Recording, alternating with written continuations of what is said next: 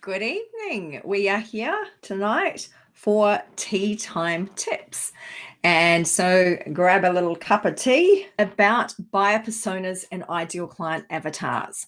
Why do we need them and what's important? So today's tip is for business owners. This is tip number 3 in our series. The first one was about negative language. The second one was about risk and insurance. And this third one is about buyer persona. So very different topics. And each week we will bring you quite different topics just to show some of the vast array of sessions that we complete for our clients. So do feel free to chat in the comments and let us know any questions as we're going through. And if I don't get to them live, I will answer in the chat later. So let's get started. Good evening. I just recorded a Facebook Live and a LinkedIn Live doing tea time tips and then found out that the sound dropped out and didn't come back. So unfortunately, I've had to re-record the whole thing. Anyway, so tonight's tea time tip is about the buyer persona and ideal client avatar, the ICA. What are they? What do they do? How do we use them? So let's get on with it. So the Tea Time Tips series is a series that I'm bringing to you, and it is all about just short, like a lunch and learn, but shorter. Grab a cup of tea and we'll go ahead and do our tea time tips. So they're just short learnings that you can sort of get away with in about 15 minutes or so. Why do we need a buyer persona or an ideal client avatar? What is it? Now, I found this particular graphic interesting because it was one of the few that actually had men and women equal in all of the jobs. So the orderlies, the doctors, the waiters or whatever are all male and female, whereas a lot of them were using, the doctor was the male and the nurse was the female, whereas this one's got doctors and nurses of both sexes, which I found interesting. But how it relates to this, which makes it kind of more interesting in one respect, is that really our buyer personas are very stereotypical. And that's actually what we're trying to do, create a stereotype for our customers. So it's kind of like against the grain of everything that's PC. But we need to do that to have the best chance of connecting with people. So it is an interesting just sort of little moral dilemma there. Are you advertising or marketing? If you're advertising or marketing, then you have to know your buyer personas or your ideal client avatars. The difference between the two, a buyer persona is typically a fictitious rendition of what your buyers might look like, whereas an ideal client avatar is based typically on an actual ideal client you've had. So if you're already transacting, you've already come across the ideal client, then base your ideal client avatar on that person. It makes it easy rather than trying to come up with something from scratch. So how will you connect with your client if you don't know who they are? So that's really what the buyer persona is trying to do, is trying to understand their feelings, their thoughts, their concerns, their problems, their challenges, where they want to go. We need to understand all that, and that will help us to be able to grab their attention because we know what words to use, what triggers to use, what pictures to use to stop them in the feed. Let's look at an example. A personal trainer who says that 18 to 50-year-old females are their target market. And you look at that and you go, well, that sounds pretty narrowed down, doesn't it? We've got a, part of the population's not males, it's just the females. It's only from 18 to 55-year-olds, so we're, losing a few people along the way. But it's still pretty broad. We wouldn't call this a niche. We would definitely call this a target market. When we're doing our buyer persona or our ideal client avatar, we really need to cut it down to the niches, and you'll see why in a second. So for instance, in this situation here, we are talking to everybody, which means we're actually talking to nobody. So do you want to get healthy? Want to shake your booty on the dance floor? Call us today. And then a picture of a sick man in bed. Remember, our target is 18 to 55-year-old females. For a start, what's this got to do with personal training? If I'm an 18-year-old female looking for a personal trainer or thinking about personal training, is this going to stop me in my feed? Well, I might go, he's kind of hot. Maybe I'd pause, but it's not really going to work. What we need to do is look at it. Healthy is a vague term. It's far too vague, far too broad. People are typically seeking some sort of transformation. Well, then you'd go, well, the shake your booty's a kind of seeking a transformation, but it's not for the older end of that demographic. So 18-year-olds, sure, maybe they want to shake their booty. 55-year-olds, not so much. And they certainly wouldn't use that turn of phrase. It's a picture of a sick man. It may not be relatable to the target market or may cause them a bit of a chuckle thinking of man flu, but it's not necessarily going to stop them in their feed, particularly looking for a personal trainer. And is it about medical? Is this a medical thing? Is this about COVID? What is this about? It doesn't, again, resonate personal training. There's no connection to PT at all. What do we do instead? If we want to really target the market, we need to segment it further or create these niches.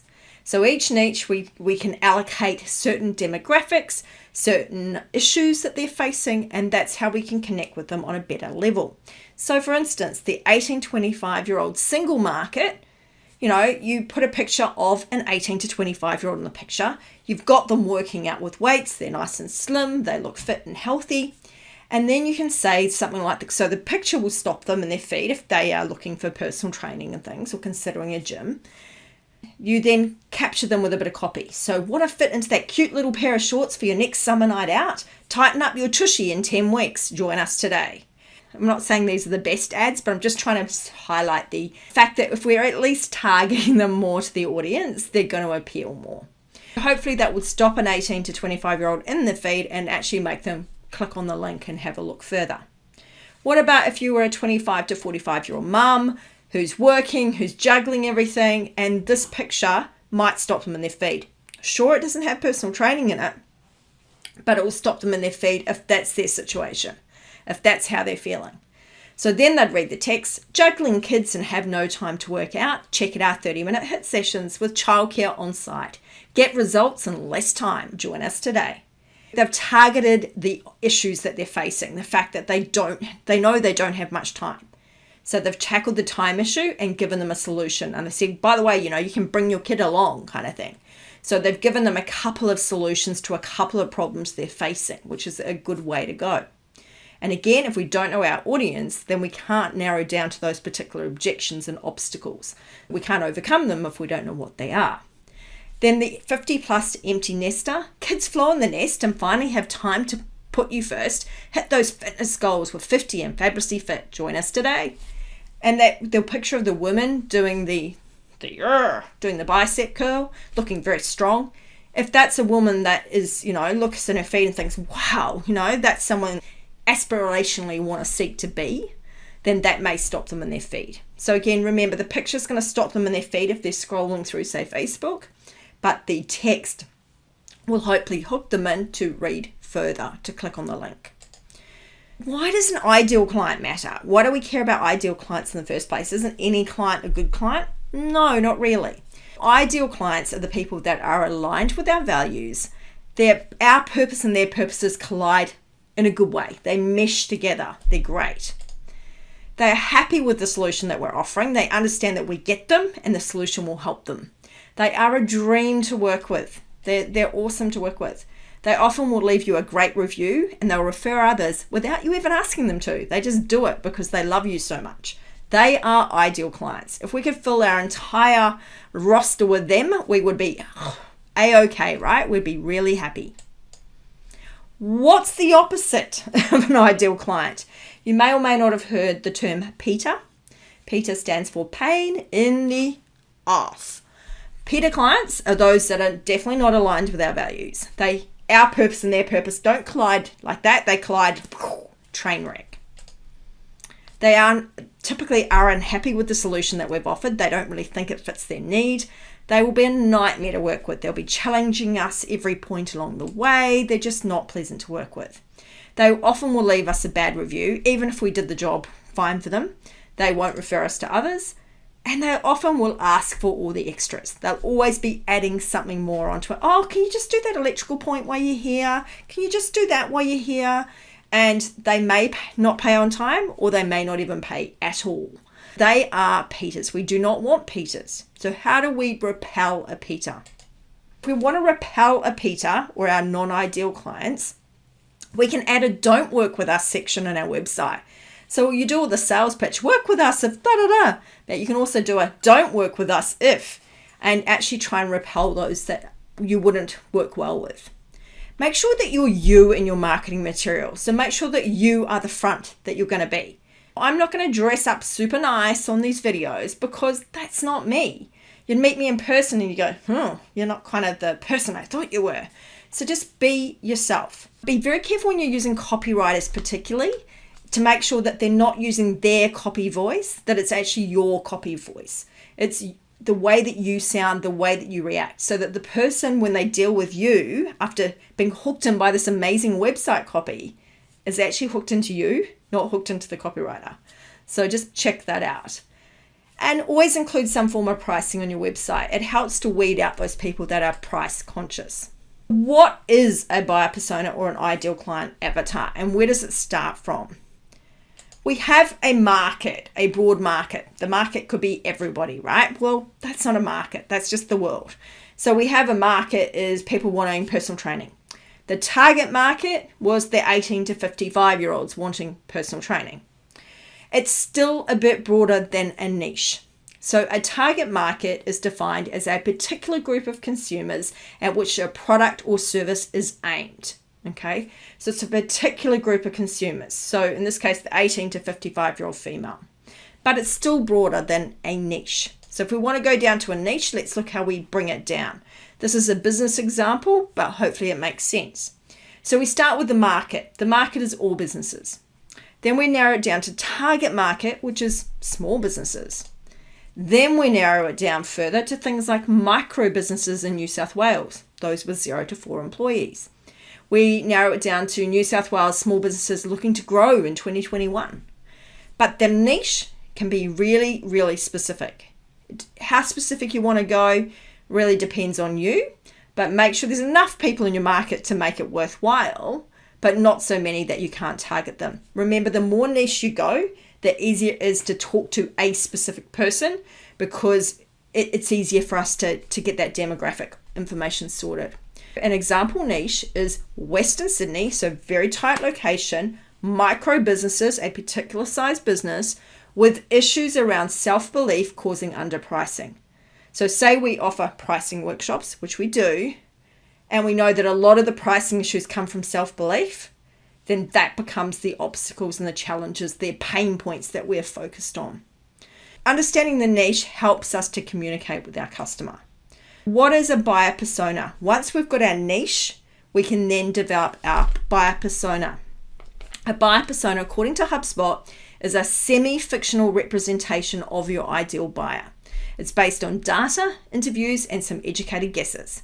So if you already have a customer base, you can kind of work out, as we said before, pick someone who already is your ideal client and base the avatar around that particular person. Because if your whole thing was full up with those people, bring them on, make them the thing that we base it on. If you don't have that, if you're new to business, then think about who you think your customers would be.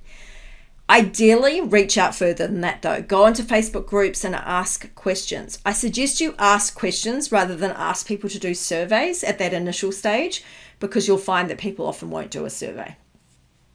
They will answer a poll, do a quick yes, no and things, but they won't necessarily do a full survey. So just try and get as much information as you can quickly. And one way to do that is through polls and questions in Facebook groups. Here is a sample buyer persona. And this particular template I've grabbed off a thing called theSlideQuest.com. SlideQuest have amazing, beautiful PowerPoint presentations and things, and I love them. They're really useful for all sorts of things. So definitely have a look at them. They're like US $49 for lifetime access often. Says that it's on a limit, one of those fear of missing out type things, but I'll forgive them for that because the quality of the templates is great. We can use this top area to tell a bit of a story about the person. How are they feeling? What keeps them up at night? What is their need? So we can put as much information as we want up here. We put down their standard demographic stuff down here. What age range are they? Education, occupation. If, for instance, you're a landscape designer, you might put down that are they a homeowner? Because obviously, if they're a renter, then why would you be doing a landscape design for them? So you need to identify the key traits of the person that you need to work with. Do they need to be a certain income to work with you? All that sort of stuff. So you might say, are they, earn over 100,000 a year? They're a double income, no kids family, whatever it is. So whatever is important to you in your business, you can put that in here. And obviously we can put a sample picture of a person that might fit that bill. We can do things like values or motivation to act. So we can choose that sort of thing here. These headings here, you'll see that I've got sort of 3 things on each one. You can choose which ones appeal to you most, or you can put a couple of these in, and anything that overflows, you can just put it up into the story. But do make sure you try and cover these areas somewhere in the sheet. Frustrations or pain points. What is annoying them? What is causing them to have a problem that requires your solution? What are the objections or obstacles? Why haven't they done anything about it yet? What would stop them from achieving their results? What goals or results are they looking for? What results do they seek? Ideally, people buy when they can get a transformation. So try and find something that will help them to transform. That would be brilliant. Benefits are also emotional benefits. Things like, will they be relieved? That is a massive benefit. It's not a physical benefit. It's not a feature. It is a relief. It's emotional. The other one there is the feeling. How are they feeling? Are they feeling run down, burned out? Are they exhausted? Are they challenged? What are they feeling? How price conscious are they? Are they more about quality, quantity? What are they after? And what do they watch? Who do they read and who do they follow? Who are they influenced by? The more information, the better. We've also put up here their social networks. So are they a Facebook or a Twitter or an Instagram or LinkedIn person?